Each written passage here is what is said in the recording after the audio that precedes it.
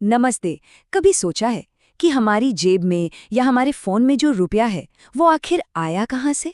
इसकी कहानी ना 100-200 साल पुरानी है, न 500 साल, बल्कि पूरे 2500 साल पुरानी है।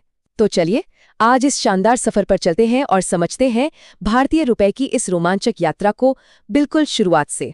तो हमारी कहानी शुरू होती है आज से लगभग 2600 साल पहले, प्राचीन भारत की हलचल भरी बस्तियों से, जहां दुनिया के कुछ सबसे पहले सिक्के ढाले जा रहे थे। ये देखिए, ये है भारत के सबसे पहले सिक्के। इन्हें कहते थे आहत सिक्के। आहत मतलब जिन पर चोट करके निशान बनाया गया हो। इन्हें बनाने का तरीका भी बड़ा मजेदार था। कोई गोलाकार नहीं, कोई फिक्स डिजाइन नहीं, बस चांदी या तांबे के टुकड़ों पर जोर से ठप्पा मार दिया और बन गया सिक्का। उस जमाने में इन्हें पुराण, कर्षपण या पाना जैसे नामों से जाना जाता था। और यहीं से कहानी में एक बहुत ही दिलचस्प मोड़ आता है। महान रणनीतिकार चाणक्य ने अपने ग्रंथ अर्थशास्त्र में चांदी के सिक्कों के लिए एक खास शब्द का इस्तेमाल किया, रूप्य रूप। और इतिहासकार मानते हैं कि इसी रूप्य रूप शब्द से हमारे रुपये की नींव पड़ी। चलिए अब टाइम मशीन में बैठकर थोड़ा आगे चलते हैं, मध्यकाल की ओर, जहां हमारी मुद्रा को उसका असली नाम और वो पहचान मिली जो आज तक कायम है। तो मध्यकाल में हमारे रुपये की शक्ल बदलने लगी। दिल्ली सल्तनत के टाइम पर इल्तुतमिश ने चांदी का टका और तांबे का जीतल चलाया। लेकिन असली गेम चेंजर आए 1540 में।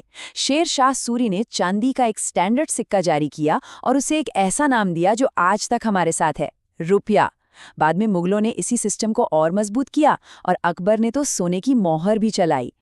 तो ये बात याद रखने वाली है। आज हमारी जेब में जो रुपया है उसका असली दादा परदादा शेर शाह सूरी का यही रुपया है। ये एक बहुत बड़ा सुधार था जिसने पूरे साम्राज्य में व्यापार को इतना आसान बना दिया था जितना पहले कभी नहीं था। अब तक तो बात हो रही थी धातु के सिक्कों की। अब कहानी में एंट्री होती है कागज की। और ये हुआ ब्रिटिश राज के दौरान। धीरे धीरे अंग्रेजों ने पूरा सिस्टम अपने हाथ में ले लिया। पहले तो ईस्ट इंडिया कंपनी अपने अपने इलाकों के लिए सिक्के बनाती रही। फिर आया 1861 का पेपर करेंसी एक्ट, जिसने कहा कि अब से नोट छापने का हक सिर्फ और सिर्फ सरकार का होगा। और इस पूरे सिस्टम को चलाने के लिए 1 अप्रैल 1935 को बना हमारा रिजर्व बैंक ऑफ इंडिया यानी RBI। साल आया 1947। देश आज़ाद हुआ और हमारे रुपये ने भी गुलामी की बेड़ियां तोड़ दी।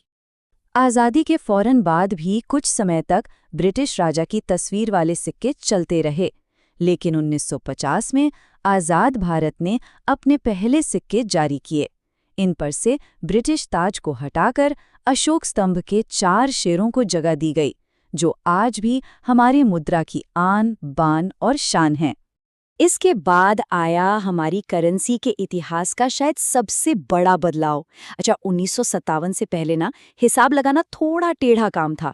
1 रुपए में 16 आने और 1 आने में 4 पैसे, मतलब काफी कंफ्यूजन। तो 1957 में सरकार ने एक बहुत बड़ा और जरूरी फैसला लिया। इस सिस्टम को बदलकर दशमलव प्रणाली अपनाई गई। मतलब सीधी सी बात, 1 रुपया बराबर 100 नए पैसे। कितना आसान हो गया सब कुछ। और अब हम आते हैं आज के दौर में, जहां रुपए ने एक ऐसी डिजिटल छलांग लगाई है जिसकी किसी ने कल्पना भी नहीं की थी। जैसे डॉलर का अपना सिंबल है, पाउंड का है, वैसे ही 2010 में हमारे रुपये को भी अपनी एक ग्लोबल पहचान मिली। ये वाला सिंबल, रुपया, ये देवनागरी के र और रोमन के आर को मिलाकर बनाया गया एक बहुत ही खूबसूरत डिजाइन है।